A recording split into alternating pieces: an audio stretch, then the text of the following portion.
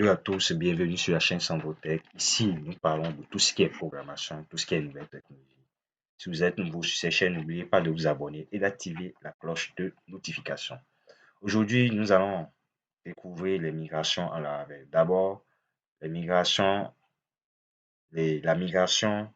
c'est un outil qui a été mis en place par Laravel pour nous permettre de créer notre schéma de base de données depuis notre code et puis la migrer vers la base de données. Donc, c'est à cela sert les migrations. Maintenant, pour d'abord générer notre migration, j'ai déjà une commande qui me permet de générer la migration. Donc, PHP Artisan make migration create le nom de la table au pluriel. Le nom de la table doit être au pluriel. Bon, c'est une convention de Laravel underscore table.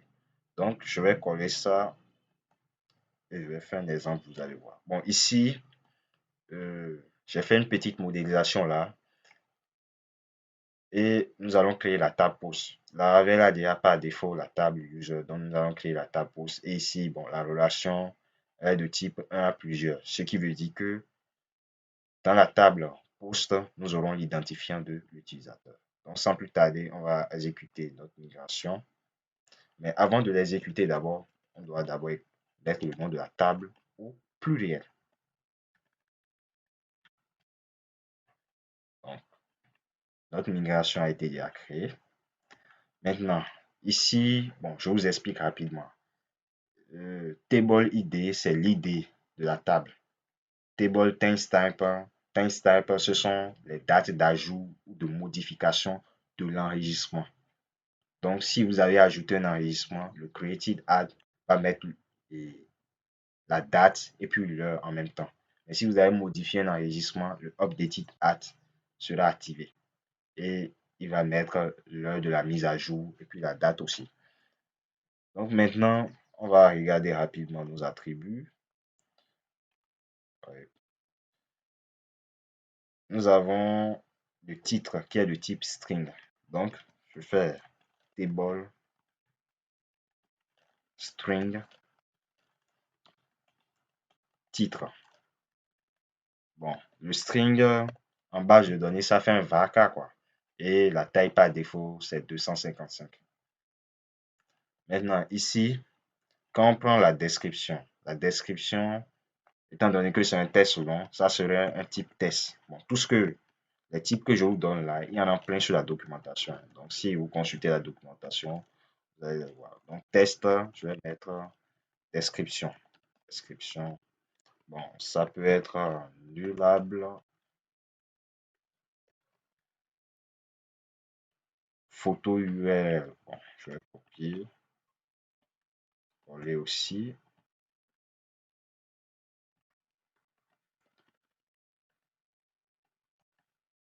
Photo URL. Peut être aussi nullable. Bon, nullable, c'est pour dire que c'est pas forcément requis, quoi. Pas forcément requis. Maintenant, il faut que je migre ce schéma maintenant vers ma base de données en local. Donc, pour pouvoir migrer, on tape la commande PHP Artisan migrate.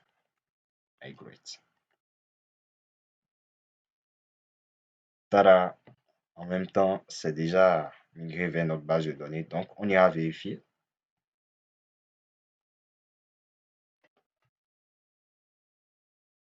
Donc, nous avons bien sûr notre table post qui est là avec tous ses attributs.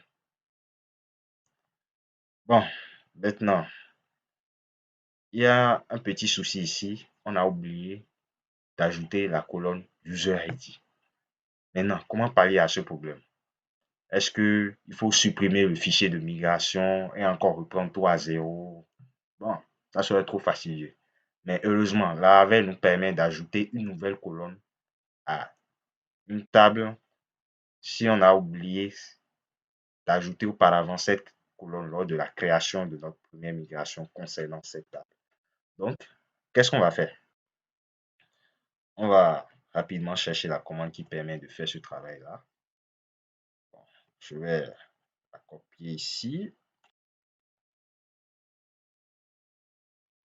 Et je colle cette commande. Maintenant, ici, c'est PHP Artisan Make Migration Add, le nom de la colonne. Donc, on met le nom de la colonne ici. Ici, le nom de notre colonne, c'est User ID. Donc, on met User ID pour le nom de la table qui est post. Et on met ici underscore table. Donc, je vais valider. Et maintenant, dans cette migration, je vais mettre l'attribut que j'avais oublié. Bon, c'est une clé étrangère. Maintenant, concernant les clés étrangères, on ira rapidement vers la doc et on va voir comment on gère les clés étrangères ici. Donc, je vais chercher foreign.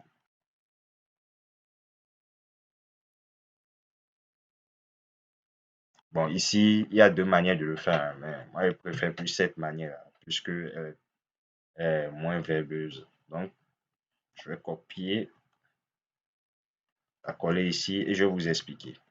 Bon, ici, quand vous utilisez le foreign ID, qu'est-ce que vous faites? En parenthèse, vous précisez le nom de la table, user au singulier, vous faites underscore le nom de son ID.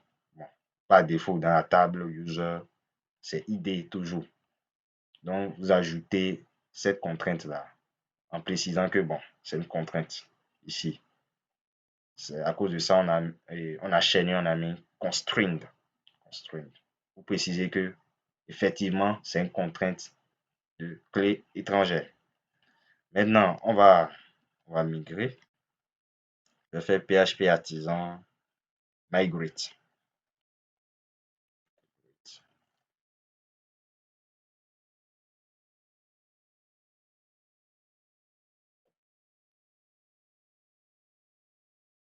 OK. Et on ira vérifier pour voir si notre clé étrangère a été bien ajoutée. Tada! Elle est ajoutée.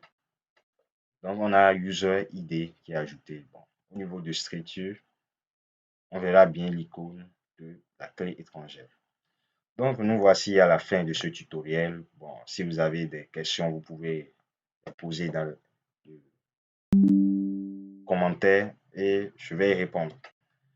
Bon, en ce qui concerne les autres types, vous pouvez consulter la documentation. Il y a aussi beaucoup de types, il y a beaucoup